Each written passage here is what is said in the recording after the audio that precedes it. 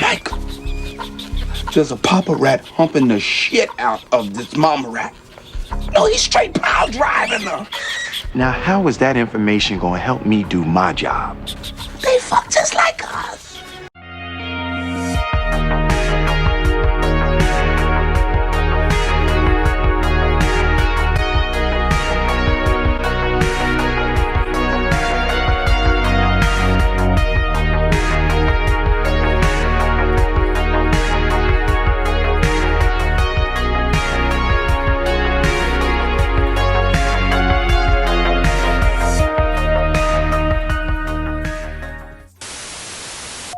Suicide Squad Isekai this time around tells a story about our squad meeting up with the queen of this Isekai world, and now they have to make good on a promise they gave to her to try and change the tides of a war that they've been going through, and they need to infiltrate a castle in order to do so. Now, in the beginning of the episode, we fast forward a bit of time to the part where they try to infiltrate this castle and see this war brewing, and after that we see that the Suicide Squad are partying up a little bit at the prison they escaped to. This is where they meet the same guy that they were arrested by again, but once they were brought in to see the queen, then we finally have the characters now understand each other, because this queen has the ability to help her understand other people of different languages.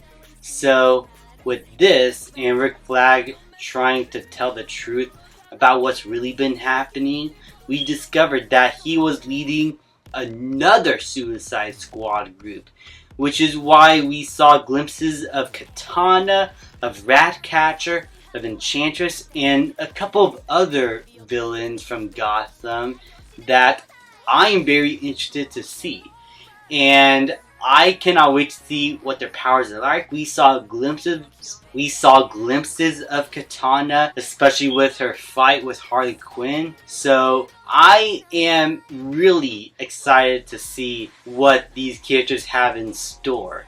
Now, out of all the episodes, this is probably my least favorite, as it's more exposition stuff going on. A lot of the action and battle sequences are good, but they're not really the focus this time around. And I'm gonna talk about the animation just for a bit of a few seconds, okay? Just bear with me.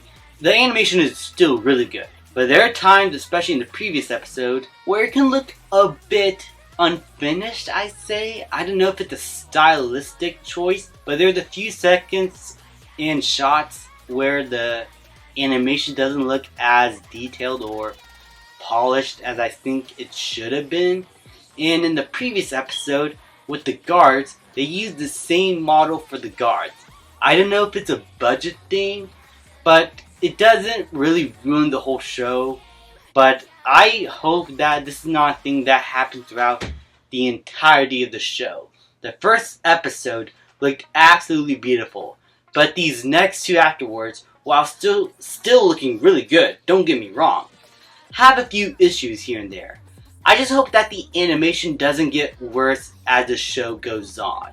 That's just me saying it, okay? I don't know about any of you guys, but if it's not a bother to you, then that's good. It didn't really take me out of the experience. I still enjoy these episodes, but it's just something that I noticed. Here we also learn about Deadshot in a bit of his prison life, where the person that they're going after in this castle is actually someone close to him.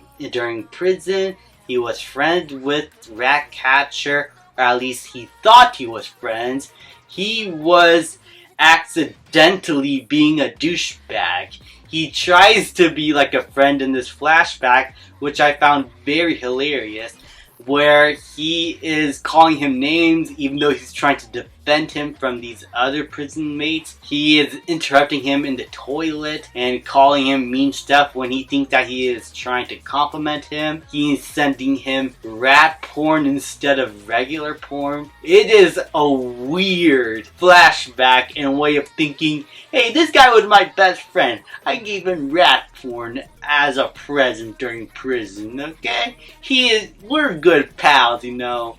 I just found that absolutely hilarious. I don't know if James Gunn came in the last second and wrote a few jokes here and there, because that sounded like something James Gunn would have written down for his Suicide Squad movie. I just thought it was really hilarious. Which then leads us to a really cool battle with all of these monsters in the Suicide Squad on top of the castle. And we discover that Ratcatcher is the one that is controlling most of these wolves during this war that is brewing down there.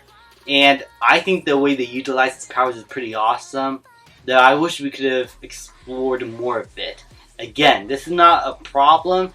This is just something that I cannot wait to see more as the show goes on, because there's a lot of stuff here and a lot of characters that it's introducing, especially in the villain side, that are getting me very intrigued as to how this story is basically going forward. And now that we learned that the Suicide Squad are going up against another Suicide Squad, this is starting to become more of a civil war. Maybe some Suicide Squad members will change sides, really. Who knows? I am very interested so far in the way this story is being told, and I cannot wait to see what the rest of the show has in store.